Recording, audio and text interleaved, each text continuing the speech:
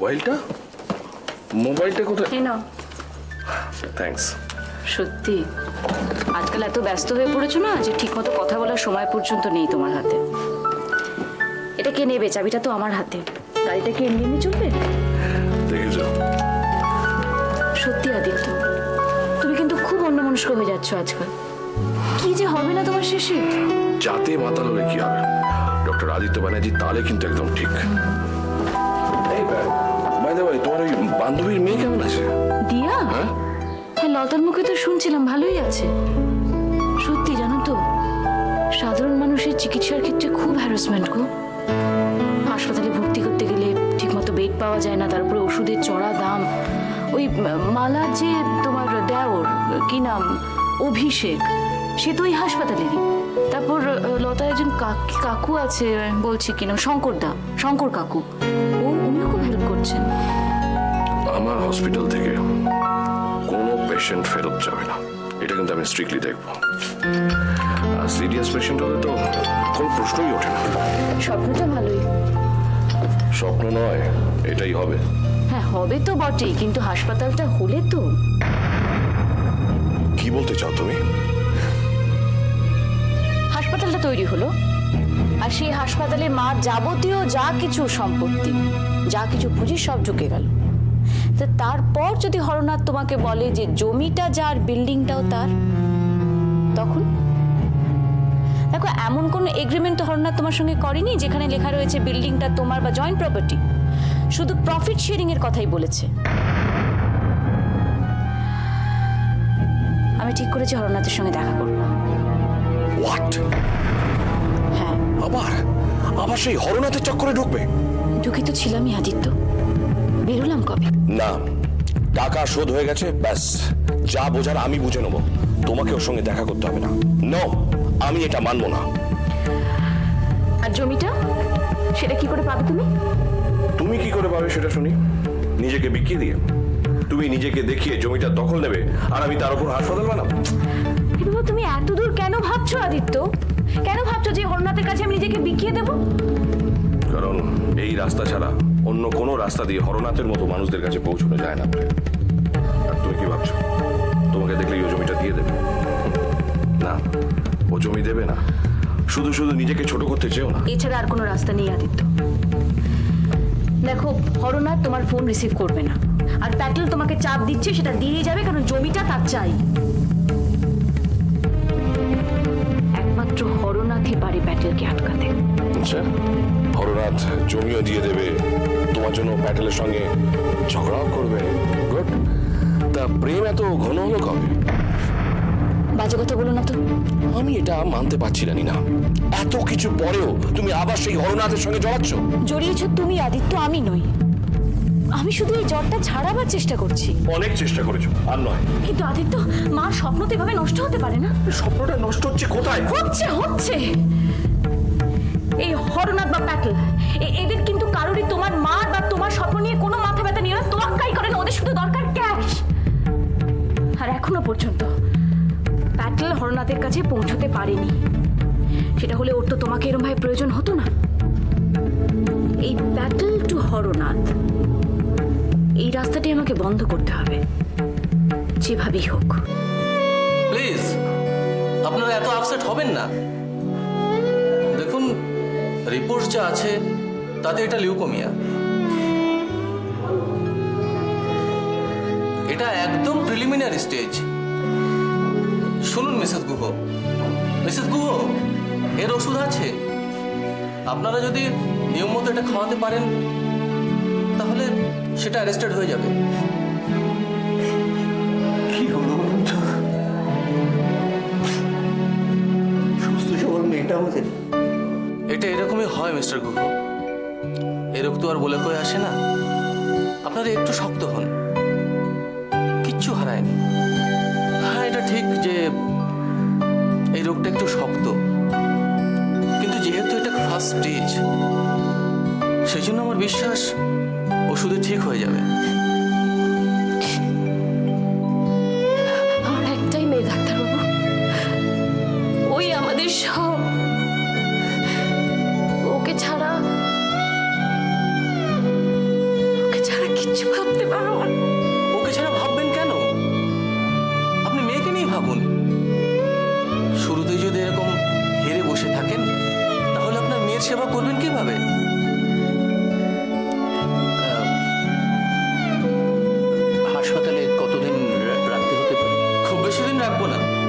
রিক্সা থেকে একটু ওয়াচে রাখবো, তারপর ওকে বাড়ি নিয়ে যাবেন।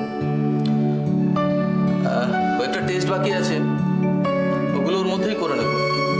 আর হ্যাঁ, মেয়েকে কিন্তু খুব খেয়াল রাখবেন, ওর বিশ্রাম যেন ঠিকঠাক ভাবে হয়, আর খাওয়া দাওয়ার দিকটা নজর রাখবেন। ওষুধপত্র? হ্যাঁ, এই ওষুধপত্র এগুলো একটু খুব এক্সপেন্সিভ, কিন্তু আপনার মেয়ের ট্রিটমেন্টের জন্য এটা খুব দরকার। এক্সপেন্সিভ মানে কিরকম খরচ হতে পারে? তা মাসে প্রায় 1,50,000 টাকা তো হবেই।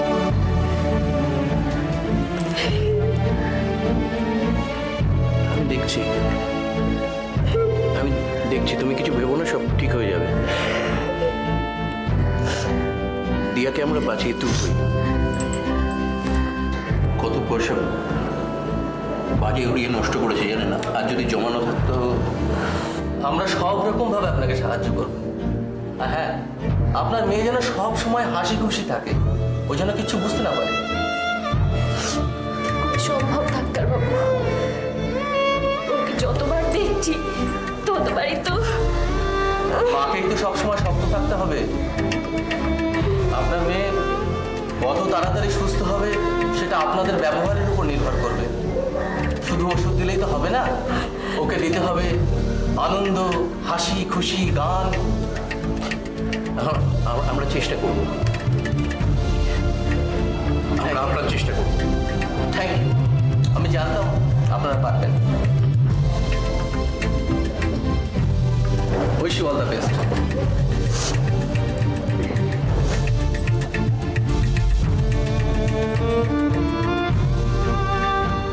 Good, very good job Roni, খুব ভালো করেছো। স্যার এটা তো পুরোপুরি আপনারই প্ল্যান ছিল স্যার। দেখুন স্যার, অমর লোকাল গুন্ডাদের সাথে একটা তোলাবাজিও চালাতো, কাউকে সরিয়ে দিতে হলেও দিত। এ তো অমরেরই কাজ ছিল। তা আমি ঠিক সময়ে ওসি মল্লিককে ফোন করে বলে দিয়েছিলাম, অমরকে একেবারে হাতে নাতে ধরে ফেলেছে স্যার। না না, খুব ভালো করেছো। এই অর্ধশিক্ষিত লোকদের নিয়ে ছোটখাটো কাজ করা যায়, বড় কিছু করা যায় না। আর পাটেল তো এখন আর ছোটখাটো কেউ নয়, কি বলো রনি? একটা কাজ করো, ওই অমরকে আরো কিছু চার্জেসে ঝুলিয়ে দাও। স্যার এই সিডিতে কিছু মেয়েদের ছবি তোলা রয়েছে স্যার, দেখে নেবেন কাজ চলে কিনা। রনি, আমি ভাবছিলাম লোকাল ট্যালেন্টদের নিয়ে ছবি বানাই। সুন্দরী কি শুধু মুম্বাইতে আছে, কলকাতায় নেই? তাই হয় নাকি? হ্যাঁ, কে ছবি বানাতে পারে দেখো, কথা বলো, ডক এরিয়াদের লোকেদের ডাকো। স্যার অমরকে নিয়ে কোনো টেনশন হবে না তো? নাকি মুখ খুললে ওকেও? না না, অমর অত বোকা নয়, ওকে মাসোহারার কথা বলেছে তো।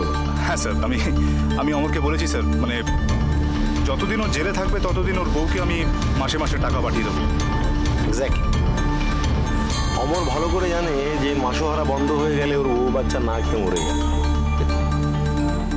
জেলের বাইরে থাকলে অন্য কাজ জুটিয়ে আমাকে বিপদে ফেলতে পারে, কিন্তু জেলের ভেতরে থাকে সংসার চালানো, এটা পাটেল ছাড়া আর কেউ পারবে না, এটাও ভালো করেই জানে। রনি, আমার না কিছু ভালো লোকজন দরকার, I mean educated, English, Hindi, Bengali তিনটেই ফ্লুয়েন্টলি বলতে পারে, এমন কয়েকজন লোককে দেখো না। দেখুন নিশ্চয়ই দেখুন। Excuse me sir.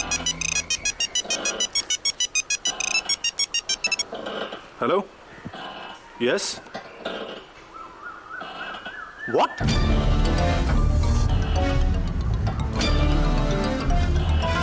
স্যার বিনুকে আমি অসীমের উপর নজর রাখতে বলেছিলাম স্যার। অসীম বাড়ি ছেড়ে পালিয়েছে।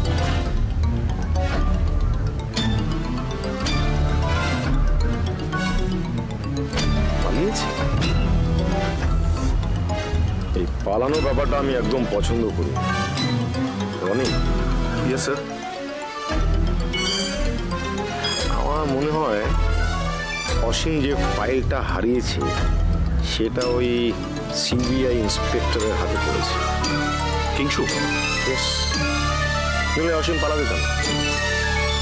ওর কাছে নিশ্চয়ই খবর আছে যে ওই ফাইলটা বিধবার হাত ঘুরে সিবিআই ইন্সপেক্টরের হাতে পড়েছে। কিন্তু স্যার সেই ফাইলে তো তেমন কিছু ছিল না, জাস্ট কয়েকটা জেরক্স কপিস। প্যাটেল কোনোদিন কোনোতেই কিছু ক্লু রাখে না, আর কোনোদিন একটা ছোট্ট ক্লুকেও ক্লু ভাববে না, ছোট্ট ভাববে না। অসীম পালিয়েছে, ওই পালানো ব্যাপারটা আমি একদম পছন্দ করি না। অংশমানটাও পালিয়েছিল। স্যার এতদিনও যখন ফিরে আসেনি তখন আর ফিরবে না বলেই মনে হয়। ধরে নিন মারাই গেছে। অংশমানকে নিয়ে আমাদের আর কোনো ভয় নেই স্যার, আর অন্য অংশমানকে তো আমরা হসপিটালে শেষ করে দিয়েছি। কোনো কিছুই এখন আপনাকে ছুতে পারবে না স্যার। অসীম পালালো কেন? Why?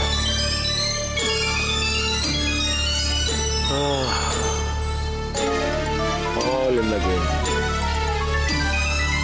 হয় হার, হয় জিত। বল।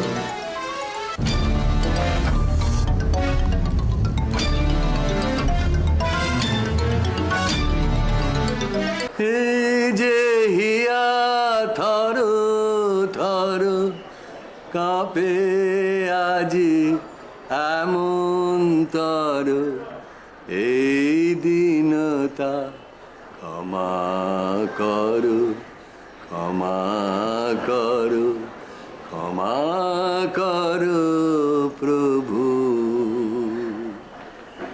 পথে যদি পিছিয়ে পড়ি কবু, ক্লান্তি আমার ক্ষমা করো প্রভু, ক্লান্তি আমার। আরে শিবু, কতক্ষণ এসেছো? এই কিছুক্ষণ। খুব মন দিয়ে গান গাইছিলে, তাই বিরক্ত করিনি।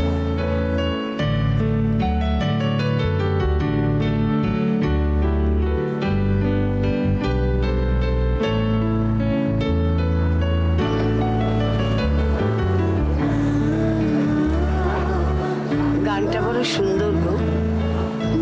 ক্লান্তি আমার ক্ষমা করো প্রভু, পথে যদি পিছিয়ে পড়ি গো। পিছিয়ে তো যাচ্ছি, পথটা যে অনেক লম্বা, পুরোতেই চাই। আজ এতদিন পরে শিবুকে দেখলাম। অনেকদিন পরে তুমি আমার বাড়িতে এলে। ভাবছিলাম এখানে বুঝি বাড়িটা আমার আনন্দে তুলে উঠবে, কিন্তু কই, তা তো হলো না।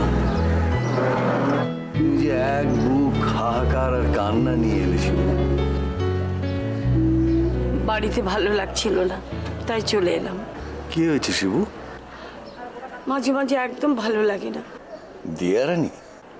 হ্যাঁ, কি হয়েছে দিয়ারানি? লিউকোমিয়া। দিয়ারানির ব্লাড ক্যান্সার? হ্যাঁ,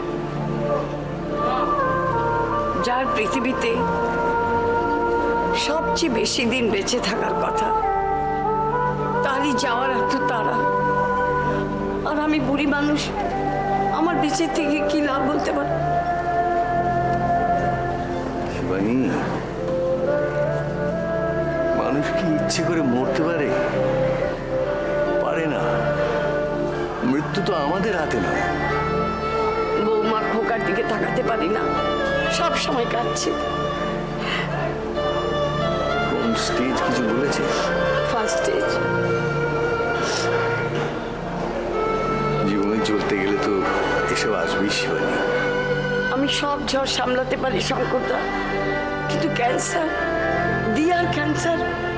আচ্ছা, ক্যান্সারের কি কোনো ওষুধ আছে? রোগ সারে? তুমি বলো। সারে না, সারে না। ক্যান্সারেরও কিন্তু রকম ফের আছে। কোনো কোনো ক্যান্সার ওষুধে সেরেও যায়। আমি মিথ্যে সান্ত্বনা দিচ্ছি না। অনকোলজিস্ট দীপেশ বাগচি আমার বিশেষ পরিচিত। আমি দিয়ার রিপোর্টগুলো নিয়ে তার সঙ্গে একবার কথা বলবো, অবশ্য তোমাদের যদি আপত্তি না থাকে। এই তুমি কি বলছো শঙ্করদা? এই বিপদে আমাদের কারো মাথার ঠিক নেই। কি করব, কি ভাববো? কিছু করতে গেলে খালি চোখে জল এসে যায়, সব কেমন গুলিয়ে যাচ্ছে। আচ্ছা শিবু, এত বছর বাদে হঠাৎই রাস্তায় তোমার সঙ্গে আমার দেখা হলো, কেন কেন দেখা হলো এটা নিয়ে কিছু ভেবেছো তুমি? না, আমি ভেবেছি এটা কি বলে ডেস্টিনি, নিয়তি। এইটি হবার ছিল। এত বছর তো একা একাই সব রোদ বৃষ্টি ঝড় সামলাবে। আর যদি আমি তোমাদের পরিবারের মাথার উপর একটু ছায়া দিতে চাই, তোমরা সেটা নেবে না।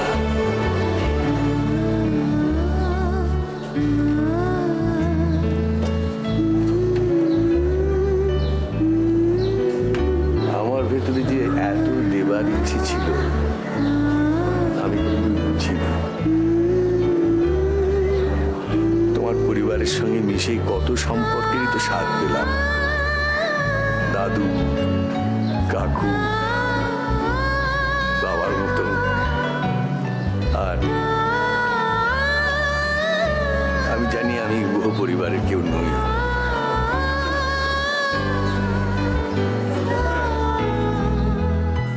কিন্তু তোমাদের এই লড়াইয়ে এই বুড়ো মানুষটাকে বাইরের লোক বলে ভেবো না।